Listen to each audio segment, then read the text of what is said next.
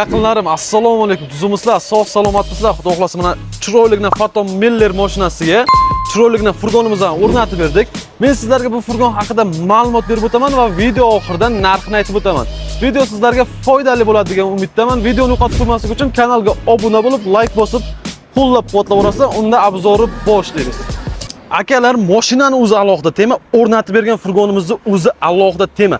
Men sizlarga bu Phantom mashinalar haqida qisqacha ma'lumot berib o'taman. Adashmasam shu 1 yillar oldin O'zbekistonda ishlab chiqarila boshladi. Samarqanddagi Samkoch Isuzu zavod tomonidan hozirgi kunda ishlab chiqarilib, O'zbekiston bozorini egallab kelayotgan mashinalardan, yuk mashinalaridan bittasi ham bo'ladi.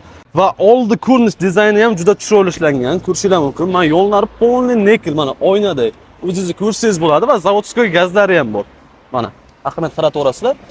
Bu tarafida o'zini benzin baki ham bor, gaz qolmaganda mana benzin qo'yib ketaverasizlar. Va bu mashinaga o'rnatib bergan furgonimiz haqida ma'lumot berishni boshlayman. Furgonimiz balandligini 1.90 qilib berganmiz. Ahamiyat qarataverasizlar. Qalin alikafondan 21 mikronli sifatiga garantiyasi bor va qoshlarga ahamiyat qarataverasizlar. Polni nержавейка nikel 201 markali eng sifatlisi. Endi orqasiga o'tamiz. Bu orqasini ko'rinishi ko'rishingiz mumkin. Orqadan turish shunaqa bo'ladi furgonimiz, juda chiroyli. O'zingizlar bitta kommentariyada bahoni berib ketasizlar, ustalarimiz mehnatiga 1 dan 5 gacha baholab o'tib ketasizlar. Ikkinchi yon tarafdan ko'rinishini ko'rsataman. Mana, bu ikkinchi yon tarafi. Hali ham obuna bo'lmaganlar bitta obunani bosib qo'yasizlar va zo'r degan mana bunaqa tugmachani ham bosib qo'yasizlar. Orqasiga keladigan bo'lsak, ahamiyat qarataverasizlar. Zamoklar rossiyskiy, turbalargacha nikel qilib berganmiz va tepa qismi mana bu. Tarnov bo'ladi bu, nержавейка nikel. Bu suv oqishga mo'ljallangan, tepasida suv to'da bo'lib qolmaydi. Va pastida o'zining zavodskiy zadniy dugasi bor ekan. Ko'rishingiz mumkin. Bu eshiklar uchun ilmoqcha, eshikni ushlab turish uchun. Va oldiga ikkita mana bunaqa vitichka o'rnatib berganmiz. Orqasiga ikkita vitichka o'rnatib berganmiz. Bu havo aylanishi uchun. Mana ko'rishingiz mumkin. Furgonchamiz juda asal chiqqan. Endi ichini ko'rsataman.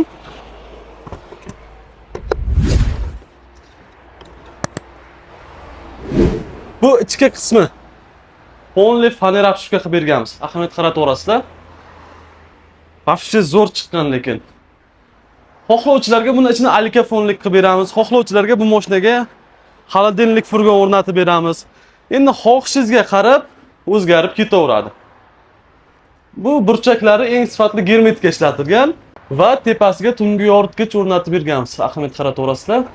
Mana yo'llariga ham ahamiyat qaratasizlar. Polni nержавейка nikel. Sifatli, chiroyli chiqqan, mashinani ko'rkini ochadi. Mana yo'llari ham qo'ldan kelgancha hamma joyini nержавейка nikel qilib berganmiz. Bu mashina haqida sizlarga yana bir ikkita ma'lumot berib o'tib ketaman va undan keyin narxini aytib o'tib ketaman. Bu mashina 3 tonna, 4 tonnagacha yukni bemalol ko'taradi. So'lcha ancha vaqtdan beri bunga furgon yasayapmiz biz. Olishga menimcha arziydi. Bu reklama emas. Shunchaki mashina haqida ma'lumot berib o'tyapman. Men ramalarni ko'rishingiz mumkin. Ramalari ham baquvvat juda.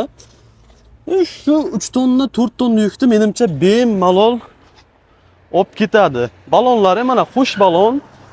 Ko'rishingiz mumkin, zapaska joylari, resorlariga ahamiyat qarataverasizlar. Mana moslari bu. Menimcha olishga arziydi, chunki hozir aytib o'tganimdek O'zbekiston bozorini egallab kelyapti bu mashinalar. Va endi eng qiziq joyi akalarim. Bu furgonimizning narxi 20 million so'm bo'ladi. Mana shu holati. So'lchi narxi sizni xohishingizga qarab, ichini alikafon qildirmoqchi bo'lsangiz, ko'tarilishi mumkin yoki kamayishi mumkin. So'lchi sizni xohishingizga qarab narxi o'zgaradi. Mana 20 millionga arziydimi, yo'qmi? Kommentariyada o'z fikringizni yozib qoldirib ketinglar. Va bu furgon necha kunda tayyor bo'ladi deganlar uchun 2 kunda tayyor bo'ladi. Bitta aniq kun belgilanadi, lekin akalar bizda katta ob'yomda ish ketadi. Men ko'rishingiz mumkin. Videosini qo'yaman. Bir kunda 30 ta 40 ta mashinaga xizmat ko'rsatamiz. Shuni hisobiga bitta ma'qul kun belgilanadi. Olib kelasiz. Birinchi kun kuzov yasaladi va ikkinchi kun shunaqa chiroyli holatga keltirib teriladi.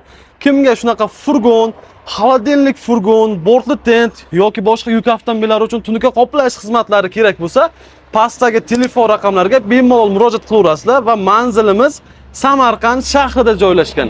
Avtofurgon to'g'ri tanlov. Sog', salomat bo'ling. Sizni kutib qolamiz.